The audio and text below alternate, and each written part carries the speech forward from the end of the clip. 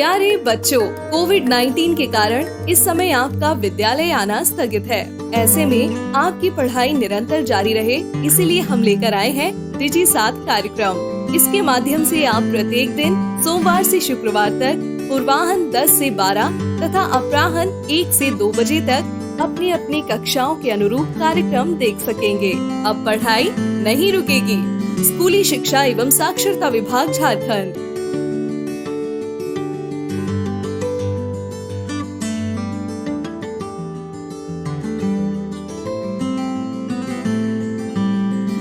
जोहार, JCERT की digital शाला में आपका स्वागत है। आज के सत्र में हम कक्षा 8 के विज्ञान विषय के पाठ फसल उत्पादन एवं प्रबंधन के बारे में जानेंगे। नमस्कार। जोहार। बच्चों, पिछले कक्षा में आपने फसल उत्पादन और प्रबंधन के बारे में कुछ विषय वस्तुओं को सुना, समझा। आज हम लोग उसी के बारे में जो कृषि पद्धतियों के बारे में जानेंगे और अधिक विस्तार से, ताकि और अधिक समझ बन जाए। हमारे साथ अशोक जी हैं। अशोक जी, आप बताएंगे कि फसल पद्धतियों में या कृषि पद्धति के चरणों में पहला चरण क्या है? जी कुंडू जी, फसल उत्पादन का सबसे पहला चरण होता है मिट्टी तैयार करना। वह एक महत्वपूर्ण चरण है। इसमें मिट्टी को उल्टा पलटा जाता है, अर्थात उसको पोला किया जाता है, जिसे हम लोग मिट्टी हल्का करना भी कहते हैं। अब सवाल उठता है कि ये मिट्टी को हल्का क्यों किया जाता है। तो आप सभी जानते हैं कि जब बीजों की बुआई की जाती है तो उससे जड़ निकलती है, और जड़ श्वसन के लिए ऑक्सीजन गैस का उपयोग करती है, जो कि मिट्टी में उपस्थित वायु से ही वो ऑक्सीजन गैस प्राप्त करती है।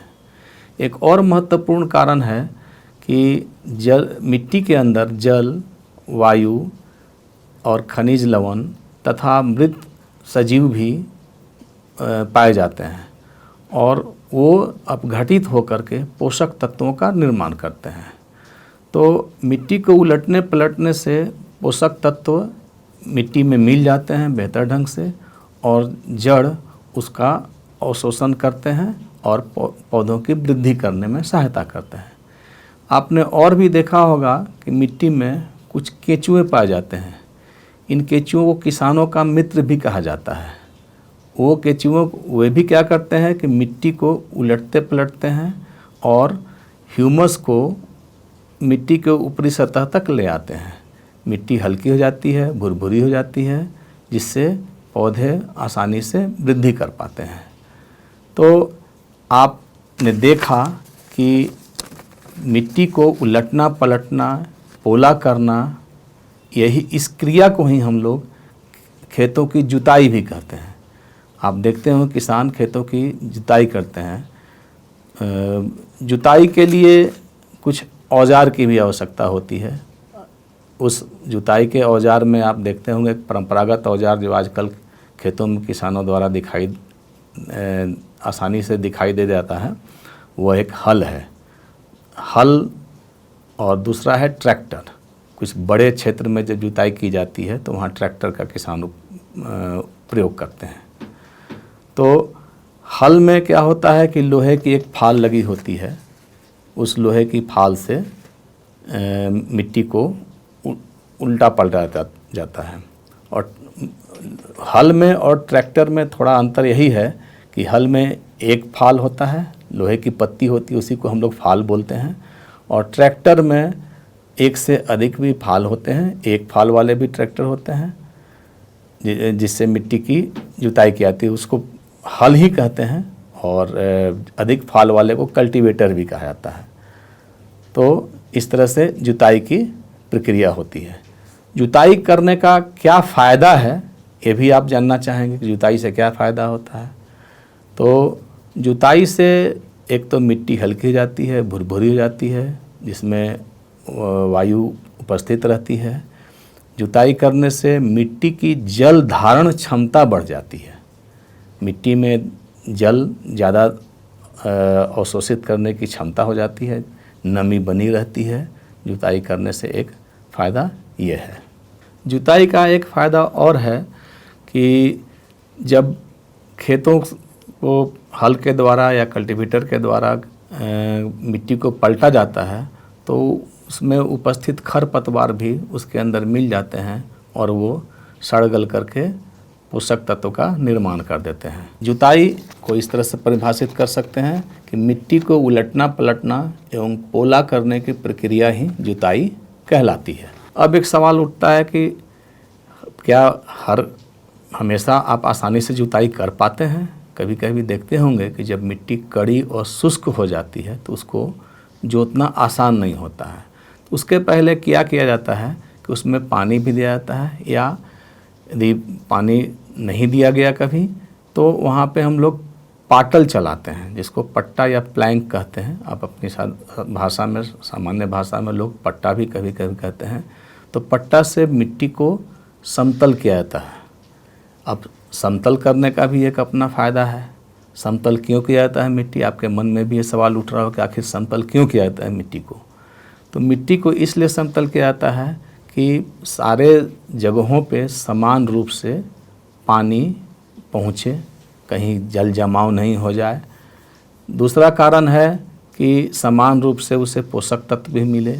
मिट्टी में जब हम पोषक तत्व या खाद या उर्वरक का प्रयोग करते हैं तो वहाँ भी मिट्टी में पोषक तत्व समान मात्रा में पहुँचे, क्योंकि जल के द्वारा घुलनशील होते हैं उर्वरक और सभी जगह पहुँच जाएंगे ताकि पौधों को नुकसान नहीं पहुँचे। अब बात आती है जुताई के कुछ औजार होते हैं, कृषि के कुछ औजार होते हैं। औजार में आप चित्र में देख रहे होंगे, देखेंगे भी। एक पहला जैसा कि कहा गया हल, तो ये आपका हल है, आप इसे भी देख सकते हैं। यहाँ पर हल में मुठिया होता है, हत्था होगा, आपको दिख रहा होगा, और एक लोहे का फाल होगा जो कि हल के नीचे लगता है। लोहे की पत्ती लगी रहती है उसमें, हल में। आप अभी चित्र में भी देखेंगे और यहाँ भी आप देख रहे होंगे। और एक हल साफ्ट इसको बोलते हैं। ये जो है हरीस, इसे हरीस या हल साफ्ट भी कहा जाता है। ये आपको दिख रहा होगा।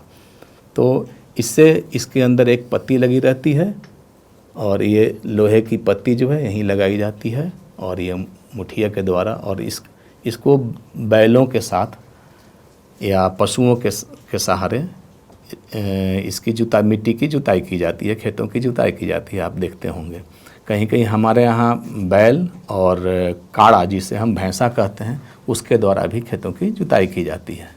अशोक जी, एक आधुनिक हल भी होता है जी, वो क्या होता है आधुनिक हल? आधुनिक हल होता है कल्टीवेटर, लोहे की ज़्यादातर बनी होती है, जो कि ट्रैक्टर में उसमें बहुत सारे फाल लगे रहते हैं और वो उससे खेतों की जुताई की जाती है। वो बड़े क्षेत्र को जब जोतने की बात आती है तो वो आसान होता है, सरलतम रूप से उससे जुताई की जा सकती है, समय की भी बचत होती है उसके द्वारा।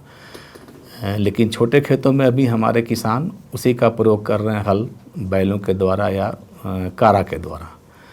दूसरा औजार होता है कुदाल, उसको भी आप चित्र में देख रहे थे। कुदाल में एक बेंट होता है जिसको हम लोग कहते हैं, लोहे या लकड़ी की बेंट बनी होती है, और चौड़ी एक लोहे की पट्टी बनी होती है जिससे मिट्टी को तैयार की जाती है।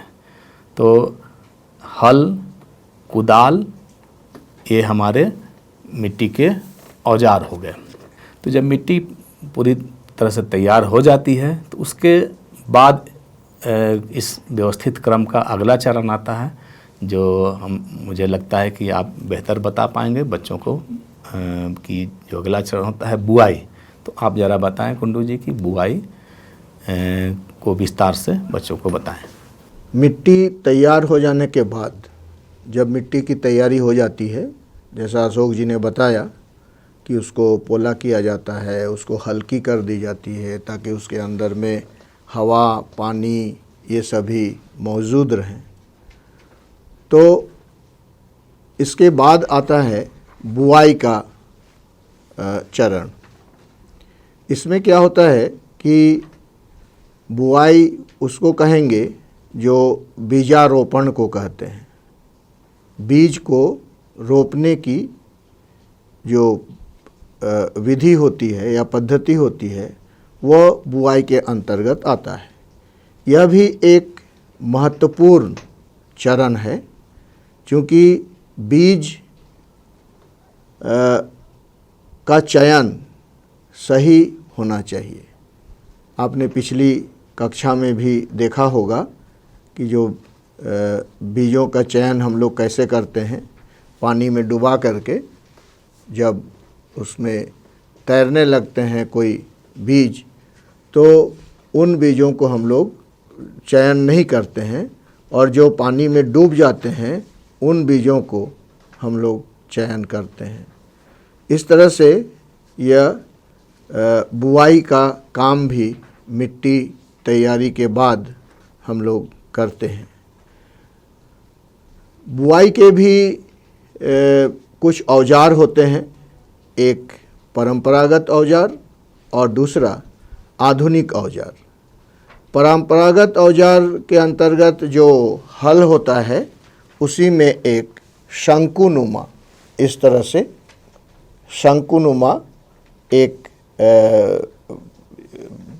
भाग होता है, उसमें बीज डाले जाते हैं और उस एक नली जैसी रचना होती है जिसके अंतर्गत 2 या 3 इस तरह से संकरी नली होती है, जिससे होकर के बीज गिरते हैं खेतों में, उस ज़मीन पर, मिट्टी पर।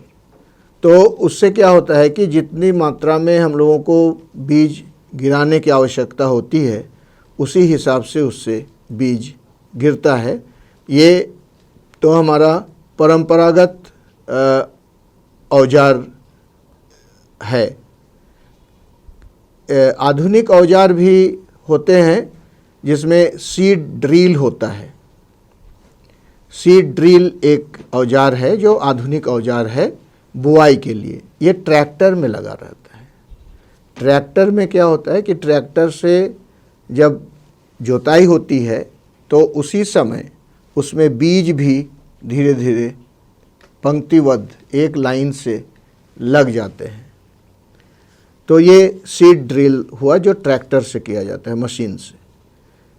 इसके अलावे कुछ और तरीके होते हैं, जैसे हाथ से छिटक करके छिटका बुआई। जब मिट्टी बिल्कुल भीगी होती है, कीचड़ वाला होता है, तो उस समय हाथ से छिटक करके बुआई किया जाता है।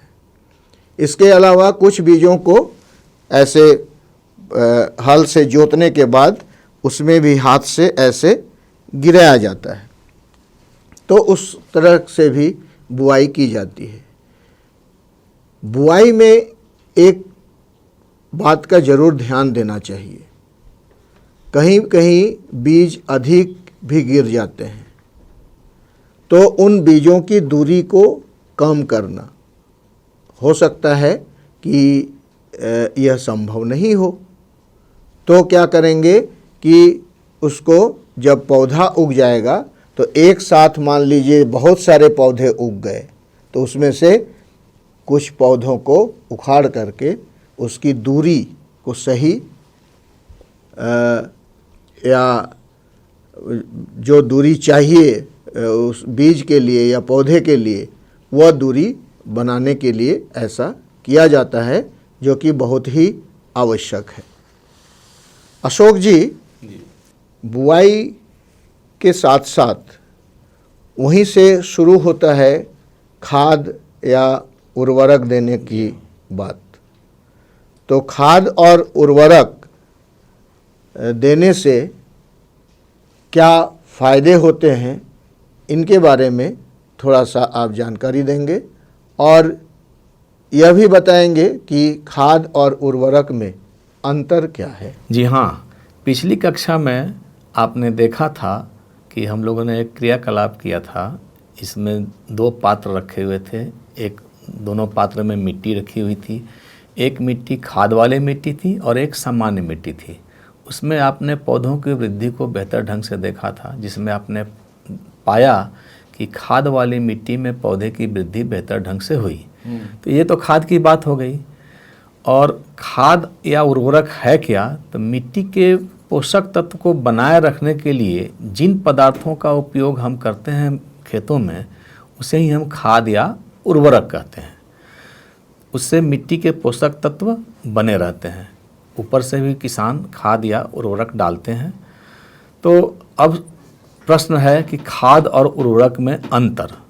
तो खाद कार्बनिक पदार्थ है, मिट्टी में उपस्थित देखते होंगे आप लोग, किसानों को भी देखते हैं, घर के सामने गड्ढे कर लेते हैं, उसमें मृत जीवी पौधे रहते हैं, बहुत सारे खरपतवार रहते हैं, तथा उसके अंदर जो सूक्ष्म जीव पाए जाते हैं, उसमें सारे चीज़ों को डाल कर और जैविक पदार्थ जीव जंतुओं के जो उत्पाद होते हैं उसको भी अपशिष्ट को डाल दिया जाता है और उसे मिट्टी से ढक दिया जाता है, ताकि वो अपशिष्ट अपघटित हो करके और खाद का रूप धारण कर लेते हैं, जिसमें पोषक तत्व पाए जाते हैं और उससे पौधे की वृद्धि अच्छी होती है, मिट्टी भुरभुरी जाती है और ह्यूमस, मिट्टी में ह्यूमस बन जाता है। तो हुआ हमारा हुआ खाद। और दूसरा होता है उर्वरक। उर्वरक जो रासायनिक पदार्थ है, जैसे आपका नाइट्रोजन हो गया, फास्फोरस हो गया, पोटास हो गया, और यह इसका उत्पादन फैक्ट्रियों में होता है। NPK का आपने नाम सुना होगा, नाइट्रोजन, फास्फोरस, पोटास, और कुछ यूरिया खाद, अमोनियम सल्फेट, ये सब खाद रासायनिक उर्वरक के नाम हैं। तो रासायनिक उर्वरक क्या है कि आसानी से उपलब्ध हो जाता है, खेतों तक आसानी से पहुंचा दिया जाता है, और ये जल में घुलनशील होते हैं। तो जल में घुलनशील होते हैं तो बराबर मात्रा में पौधों तक आसानी से पहुंच जाते हैं। लेकिन आपने जो कहा था कि खाद और उर्वरक में अंतर बताने की बात, तो खाद और उर्वरक का प्रयोग करते समय हम अपने विवेक का ज़्यादा इस्तेमाल करेंगे।